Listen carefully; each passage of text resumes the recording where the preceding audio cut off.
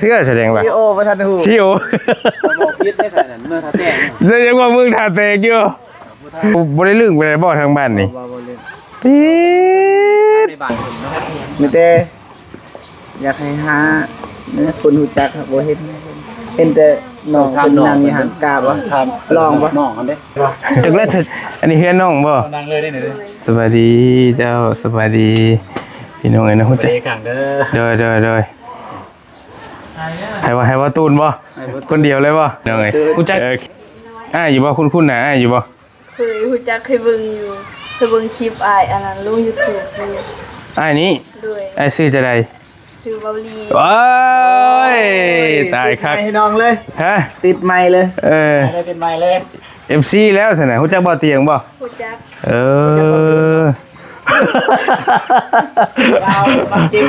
แต่ว่าโสดอยู่ สุดแต่ว่าโสดอยู่ แหม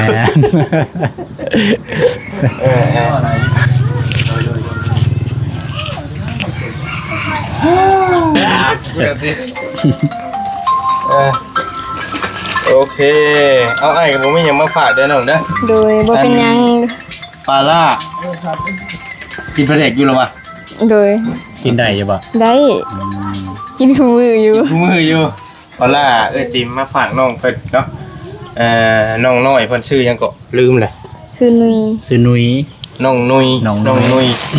บ่กะบ่เทื่อวันอาทิตย์วันเสาร์ก็ไปรับจ้างเขา อาจจะ พันจ้างยัง บ่เทื่อก็ลกมันคือช่วงนั้นเขายังปลูกลกมันเด้ เป็นลงมันเขา โดย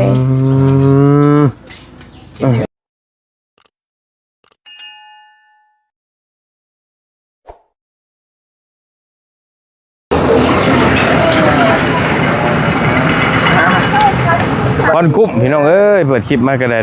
โดยสบายดีเด้อทีมงานลาวใต้เนาะประธาน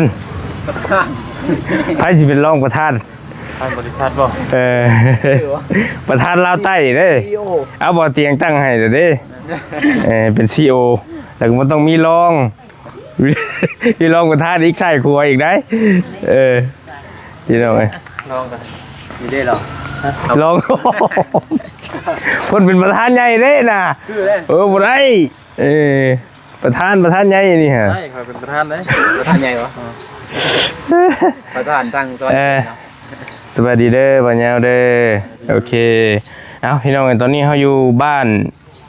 ตอกสมิง ตอกสมิงเมือง ลำมาม ละมาม มึงละมั่มมาดิ เห็นไหม บ่นี่ยังบ่จักเฉลยนี่บ่เคยมาเชื่อแสดงว่า ซีโอประธานหู ซีโอ บอกพิษได้ขนาดเมื่อทัดแตง เรียกว่ามึงทาเตกอยู่ อ๋อแม่ได้พี่น้องเลยเนาะ หันเด้บ่ได้จักช่ำบ่นี่นะ แต่เคยมาอยู่แต่ว่าบูฮูว่าขึ้นกับเมืองใดพอเรียนอยู่พี่น้องเลยเพราะว่า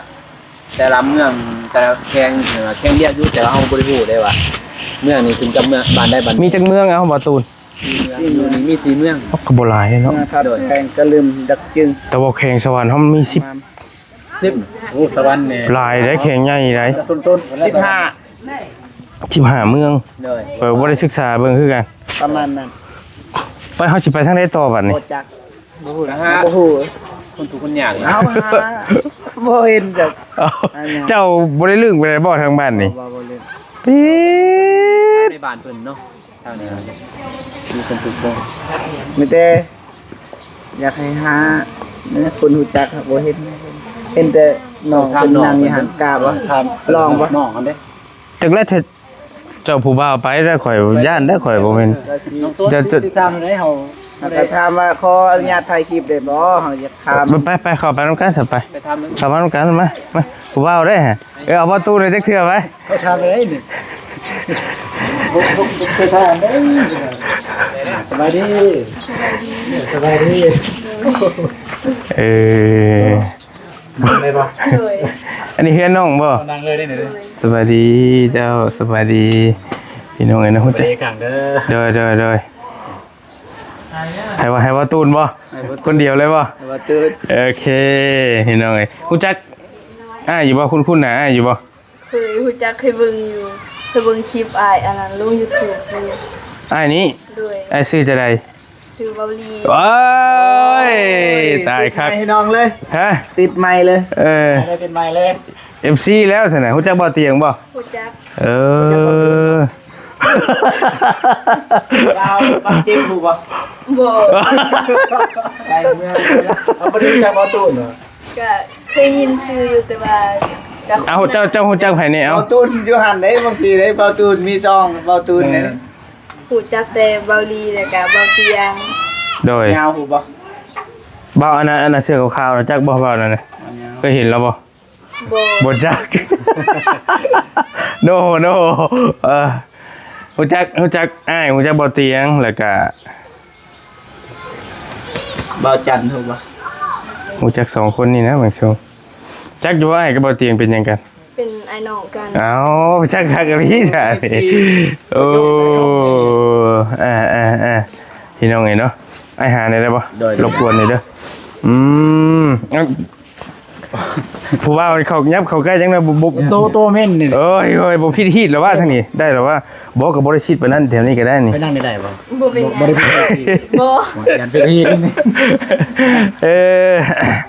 พอดีคณะน้องฮู้จักเบิ่งคลิปจุไม้โดนหรือบ่ กระโดนคือกัน แต่ว่าเบิ่งซุมื้ออยู่บ่ ก็บ่ฮู้แต่ว่าก็เบิ่งคือกัน โอเค ว่าเบิ่ง เห็นน้ำเพจเลย YouTube YouTube โอเคพอดีแล้วซั่นน่ะพี่น้องเอ้ยคือทางอันน่ะทางจุไม้หันลงมาช่วยเหลือทั้งพี่แต่เก่าหันช่วยเหลืออยู่สวรรค์เลยวันนี้แล้วก็ทั้งอ้ายก็ได้อาศัยทั้งสองบ่าวเพิ่นนี่แหละเป็นคนพื้นที่ไปสัมภาษณ์ตามหมู่บ้านต่างๆหั่นนะแล้วเมื่อกี้นี้อ้ายเอาเข้าไปมอบให้ซื้อหยังก่อนน้องหยังก่อนเอาเข้าไปช่วยแล้วกิน อยู่คนอยู่ทาง น้องจันบ่คือผู้ไผใหม่เฮือนแล้วหั่นน่ะ ให้มาดี แม่แม่ ไผใหม่หลายปีแล้วนะ ซื้อยาวอยู่ แต่ว่าเฮาเอิ้นซื้อจันแล้วล่ะเนาะ ตื่นจัน แล้วผู้เราอยู่กับแม่สองคนนั่นล่ะ อยู่เขตตะลึงเนาะ ๆเราคือลูกก็บ่ทำสิลูก แม่แม่ แม่นสิอยู่ผู้สาว เอาปุ๊กเลยก็นางหอย แม่น ผู้นี้เด้ฮู้จักผู้นี้เด้ผู้ลุง โดยฮู้จักอันนี้แม่เล่าอันนี้ลูกเล่า โดย ซื้อจันมันสิ อันนี้เน็บไม่ให้ผู้สาวนี่ ภรรยาได้บ่บ่ได้พิธีสิ โอ้ยอะไรก็ได้ ยันพิธี จะมีตอนเบาตูนเนี่ย เคยแซวแต่ว่าเจ็บว่ามื้อนี้ต้องถึงตาว่าตู้แล้วบักทงแล้วพี่น้องเอ้ยอันไอ้ถามเนี่ยมีผู้เพิ่นทุกข์ยากหลายอยู่บ่ผู้เพิ่นขาดแคลนอยู่ในหมู่บ้านเจ้านี่นะแต่พวกฮู้อยู่บ่ ก็บ่ปานใดก็บ่ซุมี รวยพอประมาณเด้อ แสดงว่ามีครอบครัวเดียวกับแม่เท่าตาบอดนะ โดย ฮู้จักบ่หมองอ้ายจอดรถกินนี่แม่เฒ่าเราอยู่โคกอันผู้เดียวแล้ว โดย นะ ฮู้จัก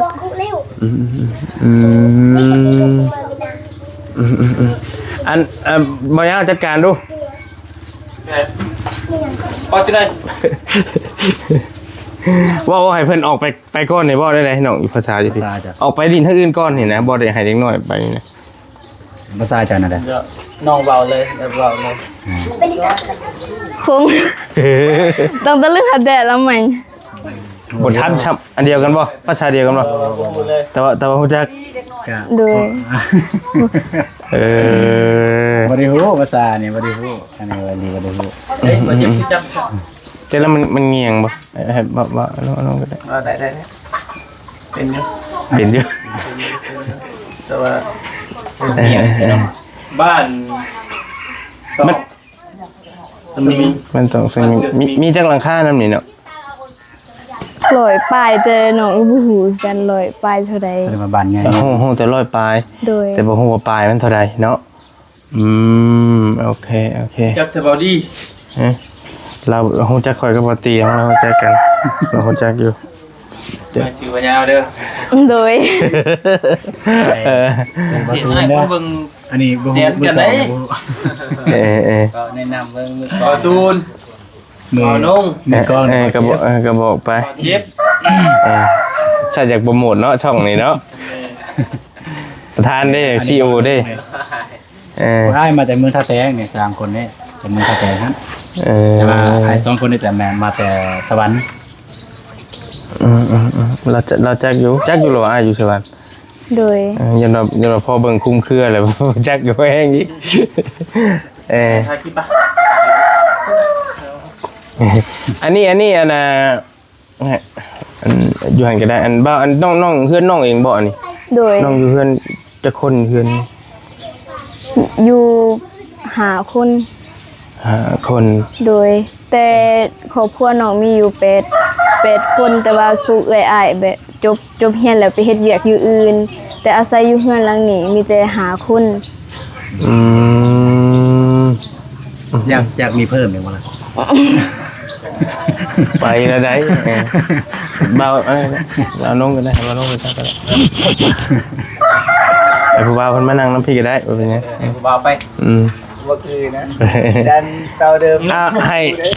ห้เบาตูนถามก็ได้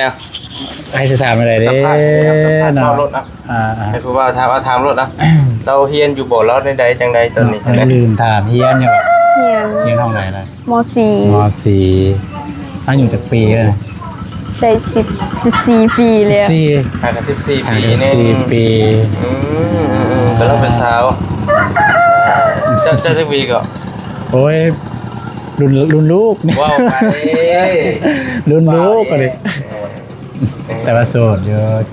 สุดแต่ว่าโสดอยู่ แหม หน่อยเนาะอัน14 ปีเพิ่นอันมีบ่คนมีครอบครัว14 ปี อยู่งานอยู่บ้านนะ บ่มีแต่คน10 15 16 เราก็ยังบ่ โอเคพี่น้องก็ถือว่าเพิ่นถือว่าสมบูรณ์นะเนาะหมู่บ้านบ่ค่อยมีไผคัดสนปานใดทั้งพี่ก็โอเคละดีแล้วส่วนหลายอาชีพหลักๆเพิ่นเฮ็ดหยังน้องอี ส่วนมันต้น ช่วงนั้นบ่มีส่วนมันต้นนี่นะเฮ็ดหยังช่วงบ่มีแต่ก่อนเพราะว่าส่วนมันต้นกำลังมาใหม่นะ ปลูกสาลีขาย สาลีวะ โดยปลูกของบริษัท ก็คือของบริษัทมาให้ปลูก โดย นาเด้บ่ได้เฮ็ดปะ บ่ ได้กรีดยาง บ่กรีดยางก็บ่ได้ขีด โดย รู้สึกว่ามานั่งดนแล้วบ่ได้ถามซื้อซ้ำน้องซื้อจังไดครับ ชื่อนุย ซื้อนุ้ย โดย ซื้อนุ้ยเขาเฮียนกับนุ้ย โดย นางนุ้ยน้องเฮียนเก่งภาษาหยังอยู่วิชาหยังอยู่ในโรงเรียนนะ วิชาภาษาลาวกับวรรณคดีก็บ่เก่งปานใดแต่ก็พอเข้าใจแล้วก็ได้อยู่ แสดงว่าพรรณนาใดเนาะ โดย ลองพรรณนาหมู่อายมั้งแบบเป็นทัดแตงลองแตงหมู่อายมั้ง เราก็บ่ฮู้เด้เรา เราเจ็บกัน ว่าจะบ่ตื่น เอาพรรณนาดิคุณแบบเก่งภาษาลาวก็ต้องแบบ บ่ให้เป็นหน้าที่แบบให้มันคุย พรร แล้ ณ ว นาได้เด้เนาะคือแต่พรรณนาไกลผู้โอ้ตะกี้เนาะสมัยเรียนตะกี้เนาะ เป็นสัมภาษณ์เองสบายอยู่บ่รีคลิปนี่ พิธีกรเป็นพิธีกรเองเลยนะ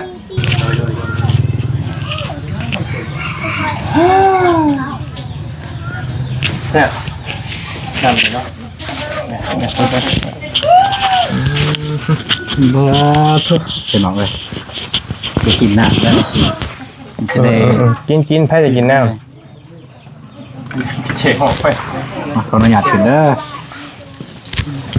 กิน เอาไว้หนอเอาไว้ อันนี้ไม่แล้ว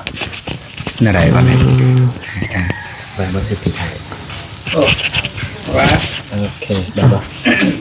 เบิ่งสิลองเดาเด้อ เรากระจือเนาะเรากระจือเฮาเนาะตัวจริงกับในกล้องตัวไรไอ้ตุ้ยกูกันหัว ครับ ตัวจริงตื่นกลัว ตัวจริงตุ้ยกว่าอีก โดย อันใดใครแน่กว่ากับในกองกับ ตัวจริงแค่แน่กลัว ตัวจริงแค่นี้ โดย แสดงว่าสเปกกัน พอมีเฮงอยู่ใส่กันบ่นั่นเดี๋ยวจะน่าจะไปเอาปลามาให้ปลาเจติมกินเอาไงเอากินใครอยากกินน้ำกินนี่ โอ้ยลืมเลยออกมาแล้วลืมกินอ่ะ โอ้เรียบร้อย พอเป็นในบ้านบ่ กันน้ำอยู่บ่ พ่อออกแล้วแต่เป็นในบ้านแต่กี้เราก็เป็นในบ้านอยู่ ครับ ในบ้านว่าพอเดานะ คือหู้ เพราะว่าเนี่ยเห็นเสาเนี่ยนะเสาปักเขตแดนเนี่ย โอ้พอจะเป็นในบ้านเก่าบ่ โดย เออเราเป็นลูกในบ้า บ้าน น ว่าบ่ตื่นบ้านว่าบ้านเจี๊ยบ สียังน้ำฮะ ซื้อเอาบ่ กูซื้อมาเป็นสีชมพูเลยนะ บอกว่าฟ้ามันสีชมพูฟ้ามัน บ่ต้องซื้อเอาบ่ บ่ไปตักเอา น้ำยัง น้ำลุ่มเขาเอิ้นว่าน้ำลุ่มน้องก็มาจากคือ บ่ น้ำ น้ำตัวจอดบ่ โดย ขุดเอา เอาบริมีน้ำบาดาลบ่ใช่ บ่น้ำบาดาลบ่ได้กิน เล แล้ว ยน้ำดุม น้ำแต่สมัยตะกี้แล้วสมัยผู้เฒ่าผู้แก่เพิ่นอันนั้นยังกินน้ำอันนั้นดุนแล้ว น้ำลิน ในโอโบเลย น้ำนี่เหรอ บ่ น้ำนี่ มัน บ่ เป็นโทรเอาแบบโทรแล้วก็มันออกมาเลยตลอด24ชั่วโมงเลย โอ้น้ำลิน น้ำลิ้น น้ำตกบ่ บ่แม่ เอา จากภูแม่นบ่ เอามาแต่ธรรม ภู ศาสต เขา ร์ภูคน โดย แม่โอ้เบิ่ง เฮ้ยฉันถามลายเนาะเมื่อวันที่กินก็ได้ใช่ เราบริษัทนี่ดอก เดี๋ยวเราใช้ชนีใช่ป่ะเราจะได้ อยู่บ้านพูดกับอยู่นี่ต่างกันวะ อยู่บ้านนี่เนี่ยโอ้อยู่หันหวานเดิม อืมอันออกคลิปนะว่านี่กระโบเป็นอย่างที่ได้อยู่ที่ ได้อยู่ ได้อยู่ๆเป็นซีไอป่ะ โดย เอา FC ติดตามเบาเจ็บเด้อพิมพ์ภาษาไทยหรือว่าเบาเซตใหม่เบาเจ็บจะเห็น มีอย่างอีกชาแนลว่า เอาเบาใช้เสนอได้เอาเลยเด้อฝากเลยเอา ฝากทุกคนเลยจันซะเลย หา FC ไปได้ตูเลยนะเอ๋เนาะร้อยอีหลีดิ เพื่อมาเทื่อหน้ากับแบบพอมีคนรู้จักแน่สินะ โดย ลาก็ยังก็ได้ปรึกษากันสินะ แล้วมึงโปรโมทมีโปรโมทชื่อตั้งเขาไปคลองเข้าโปรโมทมึงวัดซ่อง พี่น้อง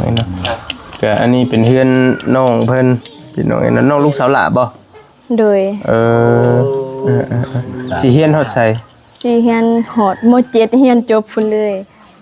ความฝันอยากเป็นหยัง อยาก อยากเป็นตำรวจ ว้าวบ่ย่านปืนบ่ เอาเชิงโจรคนนี้ก่อน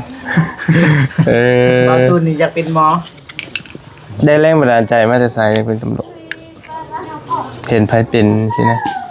เห็นผูกรุ่นเอื่อยรุ่นอายเป็นก็อยากเป็นแบบพอมีงานเป็นของตัวเอง อยากเฮ็ดเวียกคือลาว มักชุดมันบ่หรือว่าจะได้ โดยมัก แบบมักสุดมักสุดมักเสื้อสิ แม่นครับผมบางทีเห็นผู้ชาวทหารเพิ่นลายแล้วเพิ่นตัดสินตัดหยังเพิ่นก็มัดเนาะแต่คืออยู่คือชงๆอยู่ เป็นตำรวจมันต้องได้จับปืนทุกคนที่บ่ บ่บริจับเลย ฮะ อยู่ห้องการบ่จับเนาะ จะก็เว้าอีกว่าคันยามนอนมันก็บ่ได้จับแหละให้เว้าไว้ก็ จับผู้หญิงบ่จับปืนนะครับมาจับปืน มันก็มีกัน นอกจากตำรวจแล้วน้องอยากเป็นหยังหรือว่าอย่างเดียวเลย อยากเป็นแม่ค้าขายเครื่องนำ โอ้พอดีเลย อยากเป็นแม่ค้าขายเครื่อง โดย ขายอยู่แท้อยู่นี่อยู่เพื่อนเจ้านี่ โดยคันมีรายได้ก็อยากไปขายแบบอยู่ในเมืองบ่ โอ้อยู่ในเมือง ในเมืองคือฮอดบ้านตั้งห้านอยู่เนี่ยแค่นี้ก็โอเคแล้ว บ้านใหญ่เอาตูนจัดไป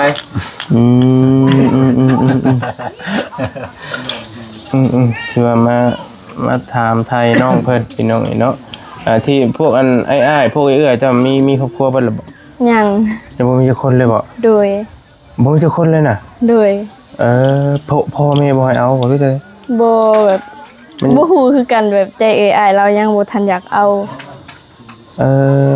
กับอ้ายผู้หนึงเรายังเรียนบ่ทันจบ เฮียนใส่ อยู่ประเทศเวียด ประเทศเวียดนามบ่ โดย เรียนต่างประเทศบ่ ซ้อ ชื่อจังได๋เลย เสือไอ้นง ไอ้น้อง ปีใดปีใด เราเรียนได้7 ปีแล้วอยู่พุ่น โอ้ฮู้จัก บ่ไป ฮู้จักนะครับอยู่เฮียนนะ กันอยู่ บ่ฮู้คือกันเราอยู่เรียนใด บ่ได้ถาม อืม แล้วได้จะได้ เอื้อยเราไปเฮ็ดเวียกอยู่เวียงจันทน์ ทำงานหาเงิน โดย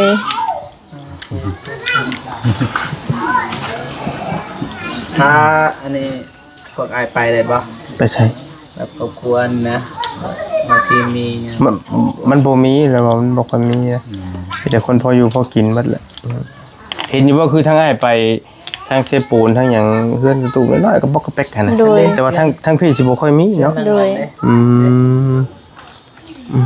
น้องนั่นก็สมควรกันนะ อยู่นี่เนี่ยเพิ่นถือฮีดนะอยู่นี่ ศาสนาเนี่ย ศาสนา ศาสนาพุทธกับศาสนาพี เจ้าถือศาสนาไหม ศาสนาหยังครับ พุทธ เออสาธุเลยเว้ย มาเจ็บเป็นยิ้มเป้ยเลย เจ้าก็พูดคือกันบ่พูดคือกันติบ่ พี่นะเบาตูนได้เบิด เออ ปะปน อืม ปนกัน มั่วไปเหมือนกันเลย แบบศาสนามั่ว พี่ก็ เออ ถือว่า โอเคพี่น้องเนาะก็ แต่ คือ มีอยู่บ่บุญบาทนี่ แต่อยู่บ้านนี่ก็บ่ค่อยได้เฮ็ดปานใดบุญบาทมีแต่เผาอันนั้นดักจึง เราจะเฮ็ดเป็นบุญบาทอลักก็มีอยู่ แล้วน้องเผาหยังเนาะ เผากระตูอลัก น้องกระตู้ โดย คือศาสนาพุทธ น้องนะเจ้าอันนะ เป็นคนกระตู คนละตู้ โดย เผากระตู ภาษาอันนั้นตัวอย่างว่าอายฮักน้องนะภาษาน้องอะไร อางอนไหม อายเงินใหม่ อ่างอนใหม่อันอยู่เอาเงินมืออีกบ่ ไม่ อยู่เซปนเอาข่อยฮักเจ้า ลักที่อะไร เจ้าอะไร เงิน โดยอลัก อารักบ่แม่นกระตู้เจ้า แล้ว อารัก ตัวนี้ต่าง ไอ้เงินแม่นี่อารัก ภาษาเจ้านี่กินข้าวนี่อย่างไร จง จ้าจ้า ปลาย บ่เป็นจ้า จงปลาย จองไปจาทรายเป็นภาษาดักจึง อารัก แบบภาษาเดียวกับสร้างเฮาหันอยู่เทิงหัน เผาอารักบ่ บ้านเดิม โอ้ อันนั้นภาษาเพิ่นตึมตะเราอารักแหละ โอเคเอาอันจะคุยกันถ่าเด้อ โดย แล้วนี่มาให้น้อง ได้ ทอดมาให้น้องสิไปพระแล้ว สิไทม์ไลน์กับบ่กล้าถามยานสิผิดยานสิผิดน้องเพิ่น บ่เป็นหยัง บ่เป็นหยังเนาะ โดย กันสันก็สิถามน้องมีคุมหักแล้วบ่ หยัง ยังตัวอย่างว่ามีคนสนใจนะสองคนลีตัวอย่างมันมีคนสนใจนี่น้องนี่อายุประมาณนี้นี่เขาเคยมีแฟนกันปะแต่บ้านน้อง โดยเคยแต่หนูยังบ่ทันมีความรัก มันมีความหัก ยังบ่ทันอยากมีว่าซั่นซะเนาะ โดย หรือว่าอยากมีอะไร บ่ บ่เนาะ โอเคตั้งใจ บ่อยาก ให้มี มี อันเถอะ ตั้งใจหาเมียน้องจะได้ก็อย่าลืมติดตามพวกอ่านเด้อเนี่ยสอบน้อย ทุกคนช่องอย่างเดียวเลย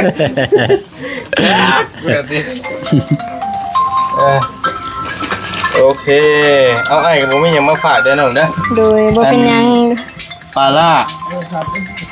กินปลาเด็กอยู่หรอวะ โดย ๆกินได้อยู่บ่ ได้กินคู่มืออยู่ ทุกมืออยู่ยันมา กินนั่นยี่ห้อนี่บ่ บ่มันจะ บ่ ตา ใช่ทานเนี่ยเลี้ยงสองเราขายเลขวะ บ่ขาย เลี้ยงสองมัน บ่ฮู้ น้องคิดว่าเลขยังสิออกมื้อนี้ อายุเราได้14เลย 14 เออ เลขยังเนาะ14 เจ้าพอเลขมันจัดอ่ะพี่น้องเอาปลาล่าจิมมาฝากน้องเพิ่นเนาะน้องน้อยเพิ่นชื่อยังก็ลืมเลย ซื้อนุย ซื้อนุ้ย น้องนุย น้องนุ้ย เนาะน้องนุยสาวงามประจำหมู่บ้านก็ได้อยู่ ส บ่ มิง มาตกสวิง แม่น เออ แม่นบ่ โดย โดยอีกเลยโอเคสินะโอเคพี่น้องเอ้ยก็พอดีน้องเพิ่นเป็น FC ทางไทเฮาก็เลยพาเอามาทักทายน้องเพิ่นพาต่างพาผู้บ่าวเพิ่นมาคุยมาลมน้ำนี่แหละผมต่อไปทางที่เป็นห้องมันจักพอแห้งอีกแล้วเนาะ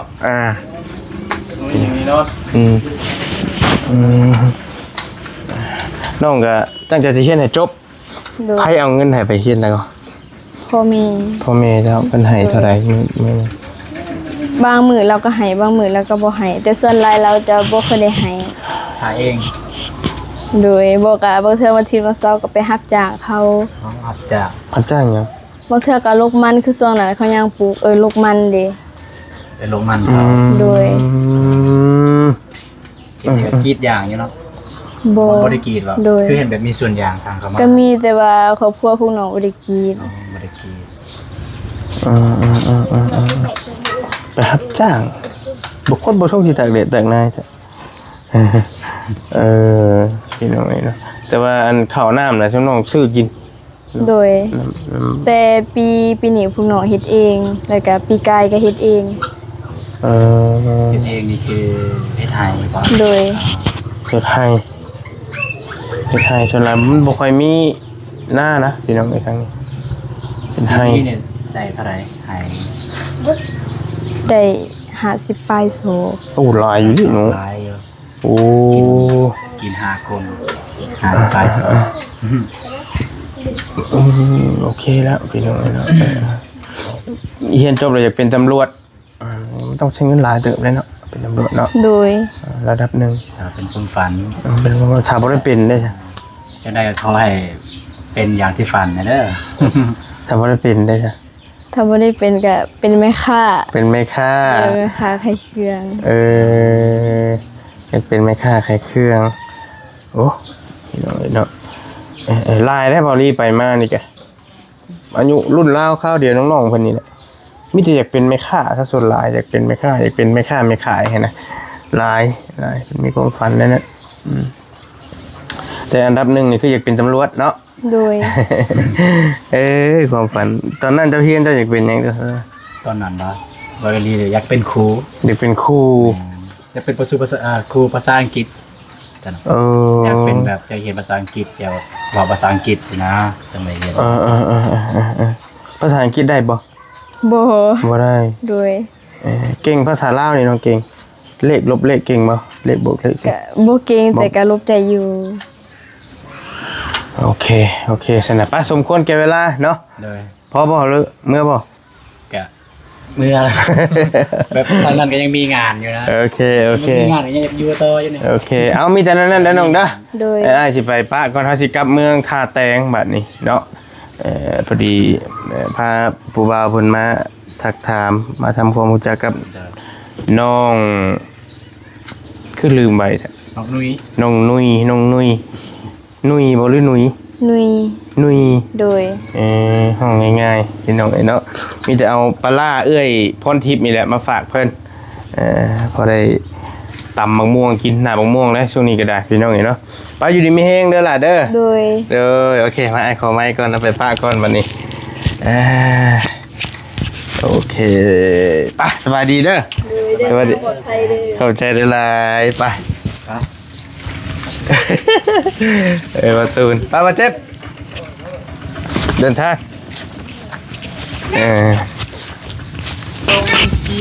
โอ้พอละเดี๋ยวมันสิ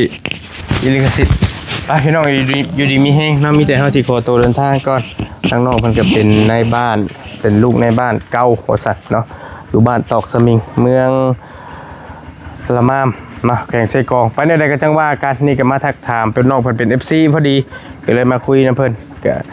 ทำความรู้จักกันไว้ว่าสัตว์พี่น้องเนาะทั้งผู้บ่าวผู้แพ้เพิ่นผู้ยังบ่ได้มาได้ฮะไปอยู่ดีมีแห้งเดี๋ยวจังว่ากันบ๊ายบายพี่น้องเจอกันเด้อ